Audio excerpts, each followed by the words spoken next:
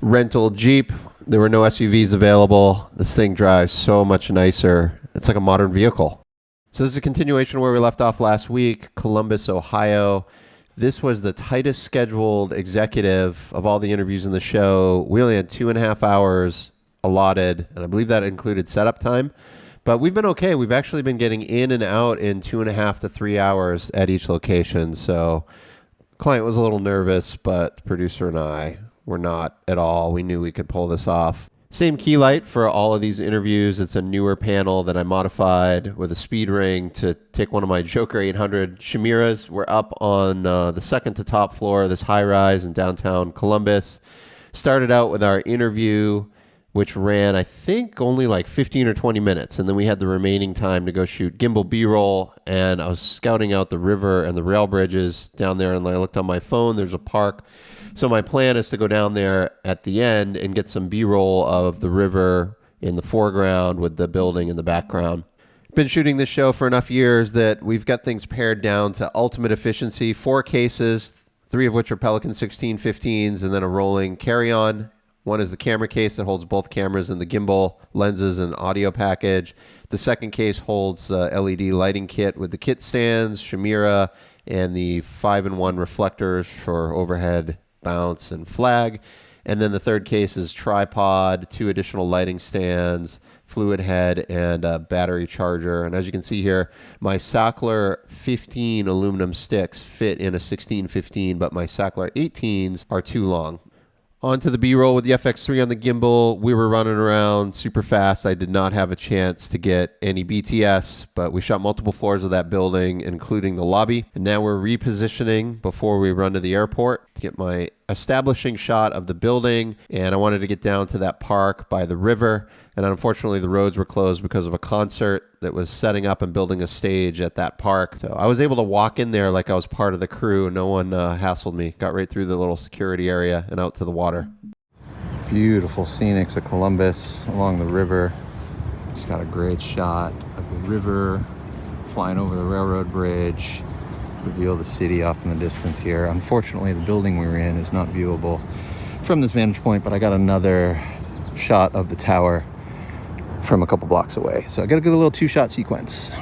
There are days when the team's not in sync, not firing on all cylinders. Feeling that a bit today. Maybe it's because it's day 8 on the road, consecutive. Like, for example, there's an event down here at the river, so we couldn't pull up to this park. So I got dropped off, walked a couple blocks, get the drone up in the air, and then they're blowing up my phone while I'm trying to fly. And they know I'm flying. Like, leave me, it can wait. It can wait. And then while we were shooting some of the B-roll with the team and the building, I had like 2 people. We're waiting on 2 more. And I'm like, all right, cool. Let me just get a couple shots with these 2. We'll stage a little scene. And I get it lined up. As I'm pressing record, the next person shows up. And I'm like, oh, let's wait. Let's get those other people. Let's do the original scene. So we move back into the other room with the 3 people. And if they just gave me another literal 20 seconds, I could have rolled on a 2-shot sequence. I mean, we're shooting 60 FPS, high speed. I don't need much. But anyway, we had a bunch of those today. It's just like, ugh. Or someone on the crew is in my shot in the background out of focus, and they do the panicked, like they're walking normal. They realize they're in the shot. They hit the brakes. They look at the floor. They look at me, and then they scurry out of frame. Like, I had a great shot, and you were background extra layers. It looked awesome, and then you blew it. Anyway, just one of those days. Friday night, I flew in from Columbus, Ohio. I got home at about 2200 Friday evening. Had the weekend off. It's now Sunday evening, a little before sunset. Back to the Texas heat. I was really enjoying the weather in Ohio. I fly out on Tuesday, continuation of this travel project. And as things usually go, I have missed out on an equal amount of work to the revenue I'm generating on the road. But because there's so many travel days involved, which are a reduced rate versus shoot days, I could have worked less days within the state of Texas and earned more. But hey, that's how it goes. Got to just accept the first thing. And this is a excellent long-term client that I want to take care of, and I really enjoy working on this project. So I don't want to miss out in future years. So all is well. It's just the Murphy's Law of being a freelancer. So I haven't opened this van in a bit. I can't remember my last shoot off the van. It's been a couple weeks. I'm on hold Monday, even though I fly out Tuesday. I'm on standby to go shoot a live interview. It's about a 3-hour drive from the house here.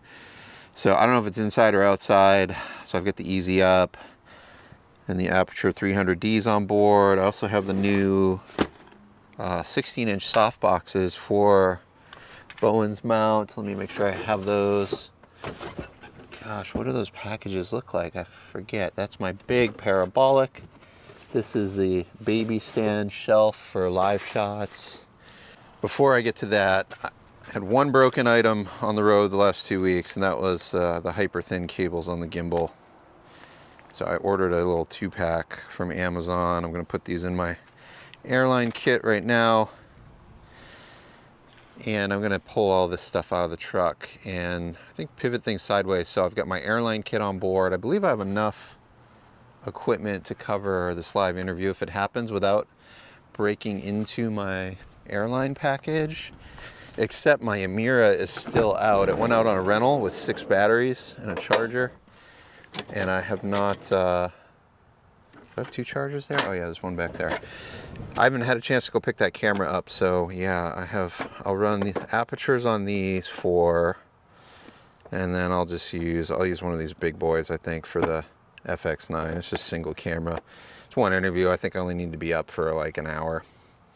And then I've got 4 more bricks in my airline kit. So that's 8, 9, 10, 11, 12, 13, 14. Yeah, 6 out with the Amira. So that's all of these hyper cores. I want to retire some of these others and buy a few more hyper cores. Maybe at year's end, if I get some extra cash in the bank, I'll put those on the list. I'm gonna prep my A camera for live television. So I think my last one was corporate video mode. So I'm gonna go into, is it user menu? With the all file, yeah, all file load. I've got, oh, beautiful. Yeah, that's right. I put that in the B camera and then I made a copy of that SD card to install in the A camera. And why didn't I put it in here? And more importantly, where is that card? Well, I'm cutting corners here. I do not remember what I did with that SD card, so I just took this out of the B camera, my airline camera, for Tuesday. I want to put this in the A camera for Monday, and then I gotta find that other card. Oh, it's frustrating. Next, make sure I have an IFB earpiece for Talents. And yes, with alcohol pads. I've sterilized these. One of them's brand new. I think the other one's only been worn one time. And then a lav mic, audio drawer. Got a SanCan on board. And this has got the 3-pin XLR adapter. See right there. Do I have sticks? What do I have? That's right, my Sockler 18 is out with the Amira. Okay, that's my 15. So I've got sticks. I've got a VCT with a Sockler base. I carry a spare base right there. The lens is already installed. I think I have the 17 to 120 in the back. Let's check. Yes, I do. That camera case is empty. Matte box. Don't actually need that. I may take that out. I gotta find those soft boxes for the 300Ds. Sandbag, stingers, gimbal case, stands, live view. We should check this, make sure the battery is charged. Pretty confident it's okay, but let's boot it up and make sure. Okay, live view is 78%. That'll do. Maybe I'll top it off on the drive, 3-hour drive, but it's fine. We're good. These cases have been cooking in the back of my van all summer, and the P-Touch labels are coming off the newer cases, but not the old ones. Back to the border, Eagle Pass, Texas. A couple of Blackhawks. Assuming the governor just had a tour. We've got a visiting governor. And that's who my live interview is with in 1 hour. I'm going to contact the PIO right now and see if they have an area for me to set up.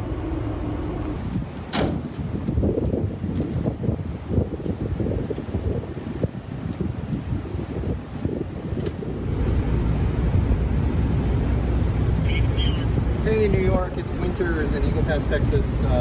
Hey, wanted to do a feed test with you for the Governor Burgum interview.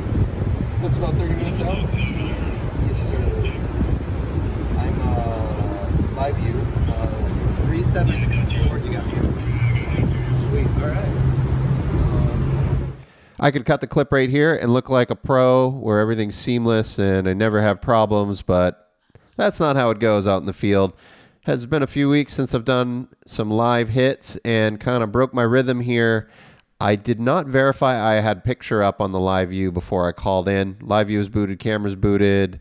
I just didn't verify that SDI path was actually going in there. And you can see here I have two BNC cables with a barrel because the SDI port on the FX9 is recessed and difficult to get to. And that's before I added the Electro audio receiver back there, which makes it even more difficult. So to troubleshoot, just breaking off the jumper and doing this 1 3-foot BNC directly into SDI out 2.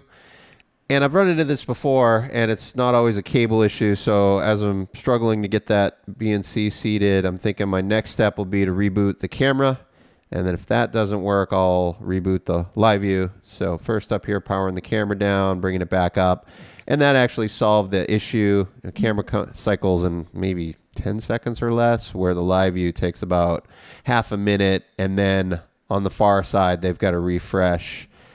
So you think, yeah, extra 90 seconds on the phone, is that really that big of a deal? Well, maybe. You know, it was just before top of the hour, and the person in feeds is bringing in signals from multiple photographers out in the field for the live newscast, and then our interview is a live to tape for a show that airs later in the evening. And there's a second component to that, which is the studio anchor that's in another location, studio in Washington, D.C.